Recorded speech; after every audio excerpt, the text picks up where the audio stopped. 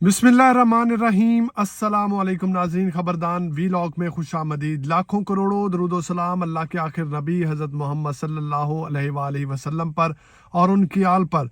आज जो अहम तरीन ख़बरें हैं वो आप सुनकर बड़े हैरान होंगे। बड़ी अफवाहें हैं और पीटीआई के हवाले से बातचीत हो रही है कि पीटीआई जो है वो दूसरी जमातों से राब्ते करने जा रही है। क्या वाकई ही पीटीआई राब्ते करने जा रही है? इसमें किस हद तक सच्चाई है? पीटीआई के जो रहनुमा है उनका इस बारे में क्या कहना है? दूसरी तरफ एक बड़ी अफसोसनाक कल वाक़या पेश है। मौलाना तारक जमील साहब के बेटे जो हैं उनकी जो वफ़ात हुई है वो क्या मामला है, उसके बारे में भी आपको आगाह कर देंगे। और 124 अफराद जो हैं उनकी फहरिस्त 6 महीने बाद दोबारा से तैयार कर ली गई है पंजाब पुलिस की जानिब से 9 मई के वाक़े में।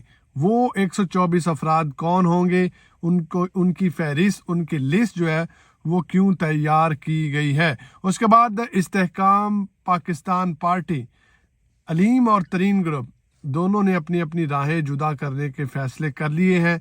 दोनों में इख्तलाफात हैं और दोनों की सोच में ज़मीन आसमान का फ़र्क जो है वो आ चुका है। उसके बाद पीटीआई में जो लोग वापस आना चाहते हैं उनके हवाले से इमरान खान साहब ने जेल से क्या हुक्म दिया है या क्या मामलात हैं, और दूसरी जमातों जैसा कि पीपल्स पार्टी और दूसरी छोटी इत्तेहादी जमातें जो पीटीआई के साथ पहले से मौजूद थी उनके साथ क्या मामलात होने जा रहे हैं। तो सबसे पहले तो बड़े अफसोस के साथ हम मौलाना तारक जमील साहब के बेटे, अल्लाह पाक उनके दर्जात बुलंद करे, उनके बारे में बड़ी अफवाहें हैं कि किसी ने उनको कत्ल किया या क्या मामलात थे, लेकिन ज़राए से यही मालूम हुआ है कि उनके बेटे जो थे वो थोड़े से ज़हनी मरीज़ थे।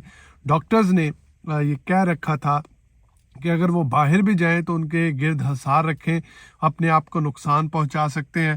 तो ये मामला जो है ये उनके बेटे ने खुद ही अपने साथ किया है और वो अल्लाह को प्यारे हो गए। अल्लाह पाक उनके दर्जात को बुलंद फरमाए। मौलाना तारक जमील साहब एक अच्छे आलम दीन है, इस पर मज़ीद गुफ्तगू नहीं करनी चाहिए। और बहुत सी जो ताकतें हैं या बहुत से लोग जो हैं इससे फ़ायदा उठा सकते हैं। बहरहाल हम अब सियासत की तरफ, सियासत की बातें जो हैं या जो ख़बरें हैं उन पर बात कर लेते हैं। 9 मई के हवाले से 6 माह बाद अगेन से काकड़ सरकार ने 124 अफराद की फहरिस्त जो है वो तैयार कर ली है। जो 124 लोग अब जिनकी फहरिस्त तैयार की गई है ये वो लोग हैं जो आने वाले इलेक्शन में अपने आप को एक्टिव रखेंगे, पीटीआई के लिए इलेक्शन लड़ेंगे या पीटीआई की इलेक्शन की वेट कर रहे हैं कि कब इलेक्शन आए और फिर हम पहरा दें और इलेक्शन जो है उनको साफ शफाफ करवाने में मदद करें। तो ये 124 अफराद जो हैं ये पीटीआई के वो अहम लोग होंगे जो कि इलेक्शन में पीटीआई जिनका इस्तेमाल करेगी या जो मुखलिस वर्कर हैं उनको 9 मई के वाक़े में 6 महीने बाद पंजाब पुलिस फिर से उठाने जा रही है। ये बड़ी अहम तरीन खबर है, अभी तक आपको नहीं पता होगी, ये हम आपको बता देते हैं। ये ज़राए से मालूम हुई है कि 124 अफराद के ख़िलाफ़ जो है वो फहरिस्त तैयार हो चुकी है।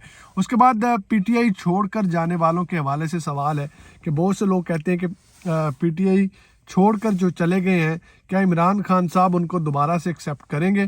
तो जेल से इमरान खान साहब ने पैगाम दिया है कि ऐसे लोग जो कि पीटीआई छोड़कर दूसरी जमातें ज्वाइन कर चुके हैं जैसे कि इस्तेहकाम पाकिस्तान है या दूसरी जमातें हैं, उनके लिए पीटीआई के दरवाजे मुकम्मल तौर पर बंद हैं।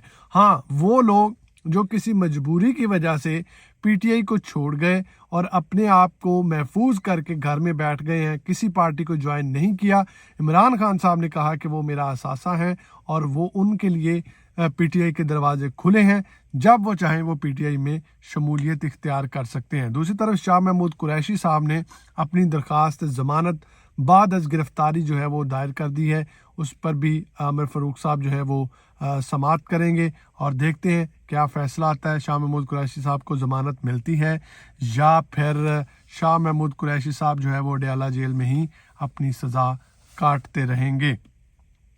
और उसके बाद पीटीआई के हवाले से बड़ी बातचीत चल रही है कि पीटीआई जो है वो नवाज शरीफ से عمران خان صاحب جو ہیں وہ نواز شریف سے ملاقات کرنے جا رہے ہیں.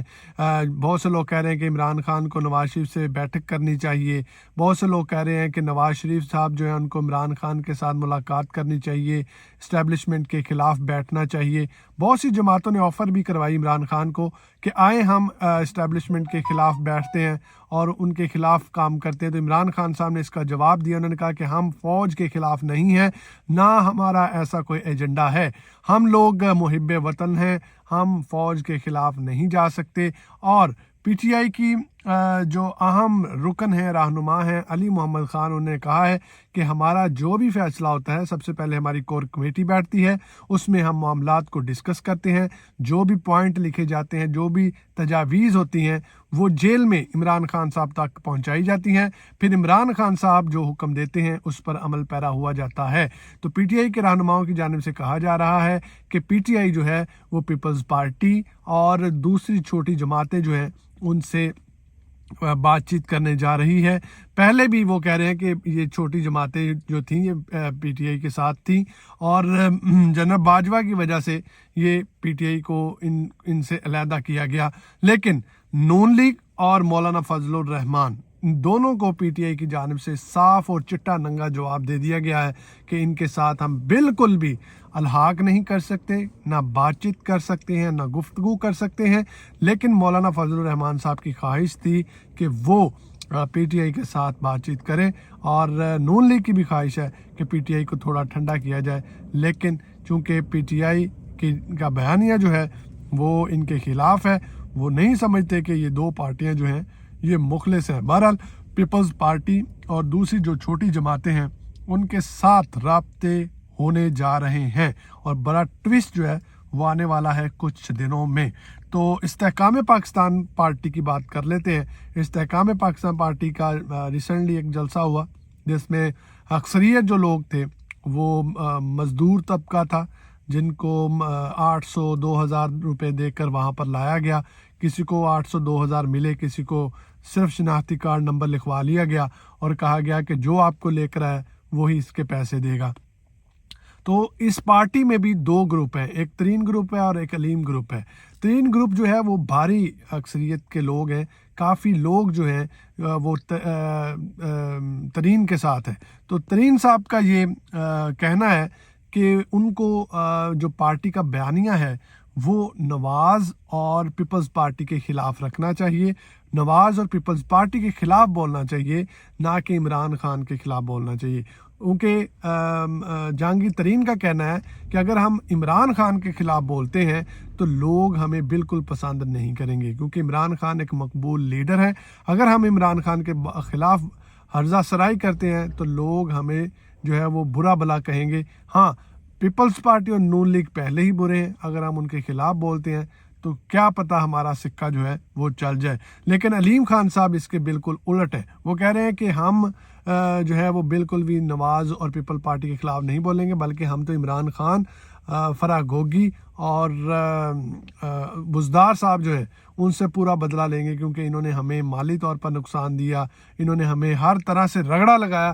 تو ہم بھی جی ہر جلسے میں عمران خان کے خلاف جو ہے وہ اسٹریٹجی اپنائیں گے. تو یہ دونوں گروپ جو ہے اب اس وقت ان جنگ کی حالت میں ہیں, لڑائی کی حالت میں ہیں, کیونکہ ان کا ایجنڈا ہی سیٹ نہیں ہو رہا کہ انہوں نے کرنا کیا ہے, کس طرف جانا ہے, کیا کرنا ہے. کوئی معاملات ان کے سامنے نہیں آ رہے. تو یہ اہم ترین خبریں تھیں جو میں نے آپ لوگوں کے سامنے رکھی ہیں. لیکن آئندہ ہفتے میں, آئندہ آنے والے کچھ دنوں میں کہا جا رہا ہے کہ کچھ نہ کچھ پیش رفت ہونے جا رہی ہے.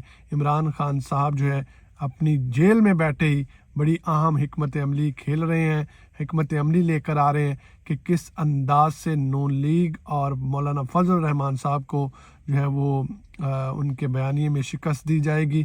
لیکن یہاں پر نواز شریف صاحب جو ہیں وہ منتیں سماجتیں کر رہے ہیں کہ الیکشنز نہ کروائے جائیں, مجھے فوری طور پر جو ہے وہ وزیر اعظم بنا دیا جائے, الیکشن ہوئے تو مجھے تو کوئی ووٹ تو کیا ویسے ہی کوئی خالی پرچی بھی نہیں ڈال کے جائے گا. تو نواز شریف صاحب کے یہ خیالات ہیں, اب دیکھتے ہیں کہ ہوتا کیا ہے. لیکن آئندہ آنے والے کچھ ہفتے جو ہیں وہ بہت اہم ہیں. اپنی دعاؤں میں یاد رکھیے گا. خبردان ولاگ کو بھی سبسکرائب کریں, لائک کریں. خدا حافظ.